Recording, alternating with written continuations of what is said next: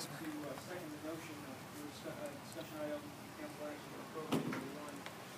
Use for the township heating and air conditioning system for municipal buildings and police court building.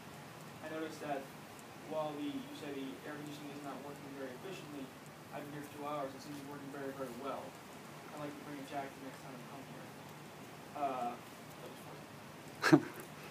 My question is, you've got an estimate as to how much upgrading and replacing the air conditioning system would be. Would you please tell us what the estimate is?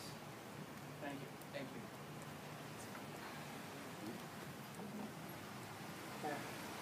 Michael Foley, Deputy Chief of Windsor Rescue Squad, District 2. My home address is 6 Barrington Drive, Westminster. I didn't want a meeting to go by without getting up and saying hi, but tonight is no different than any other council meeting because the township is still not allowing District 2 to respond. So ladies and gentlemen, after 39 years of professional, dedicated, volunteer pre-hospital emergency medical services to East Windsor and surrounding communities, I ask you one simple question. Why are you risking the lives of the residents? Any answer? As expected, no answer, no dialogue, no conversation. Last meeting I talked about response times and there has been no change. So tonight, I would like to know how exactly the manager and the chief of police are monitoring the situation. What written report or statement do they have ready to offer to the public? Response times can be the difference between life and death. For example, recently Squad 1 was dispatched to a medical assignment on Twin Rivers Drive North. That assignment took place during volunteer nighttime hours. The medical was a cardiac and required the use of advanced life support paramedics.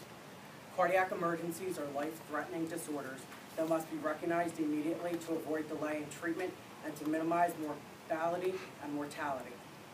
Patients may present with severe hypertension, chest pain, dysrhythmia, or cardiopulmonary arrest. So now that you understand what a cardiac emergency is, you will hopefully agree that response times are an important factor. For record, District 2 is located on 73 Twin Rivers Drive, which is literally across Route 33. Response times for a first responder would most likely be under 3 minutes, an ambulance around 5 minutes. But instead, people seated at the tables tonight have instructed police dispatchers not to direct the closest rescue squad to the local emergencies, for whose benefit, obviously not the residents. Now let's review the response times for the medical emergency that occurred on Twin Rivers Drive North. Response times were 10 minutes for the first responder to arrive on location and 20 minutes from dispatch to the ambulance arriving on location. Now that was about 2 weeks ago. Let's review another call. It was during the daytime hours and it was dispatched as cardiac arrest. Now daytime ambulance has to respond from the other side of town. And even though that it's during daytime hours, volunteers are still able to respond when available. Difference between District 2 and current responding units is that District 2 had a volunteer first responder available day and night. Now the cardiac arrest was a primary call, so fortunately the daytime ambulance was available, yet still having to travel across town. District 2 had a first responder and a fully staffed ambulance waiting in our building. I'm simply not saying it, it's literally true because we staff our building with members a majority of the hours through the day because at no time did District 2 walk away or stop responding to in-town emergencies. The cardiac arrest is also known as cardiopulmonary arrest or circulatory arrest. It's a sudden stop in effective blood circulation due to the failure of the heart to contract efficiently or at all. Medical personnel might refer to this unexpected cardiac arrest as a sudden cardiac arrest. Now I will not stand up here and say that if District 2 responded to that call, that the person would be alive today. But I will stand up here and say that the outcome could have been different and trained professionals would have been on scene faster.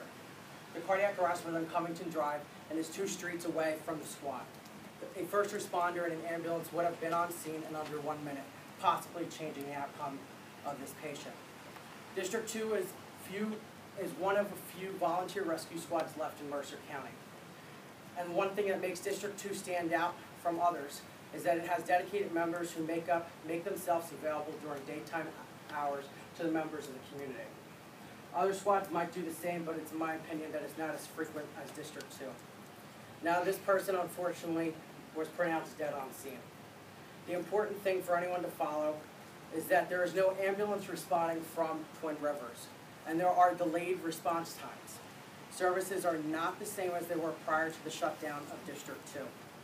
District 2 prides itself in its continuous 39 years of service to the residents of East Windsor and the greater Mercer County area. When you call 911 and need an ambulance, you want the closest one available. 2 BLS basic life support ambulances are available and staffed ready to roll from District 2's headquarters.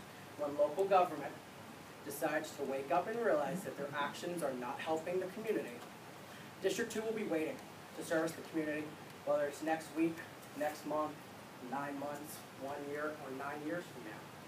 District 2 is a family, and families stick together. So when the township would like to speak, our doors are open, just like they have been from late last year. With that, have a good night. I'll see you in 2 weeks. Oh, Mayor. Public is shut. Matters by public. Mayor, I would really like to say one last thing before you close the public hearing, if I may. You have 30 seconds, sir. I'll try to be as fast as possible. Just, the gentleman was talking to you, and I saw very clearly that Councilman Littman and Mayor Mirnoff, that you appeared to be reading something while he was talking. Were you reading something with respect to what he was talking about, or were you just blowing him off and ignoring him? Just a question for you. Okay, so matters by public is closed. Let me respond. The Economic Development Committee, the first item that was referenced is an event, be a breakfast event partnered with the Princeton Area Chamber in early October, and we will be providing more information on the date.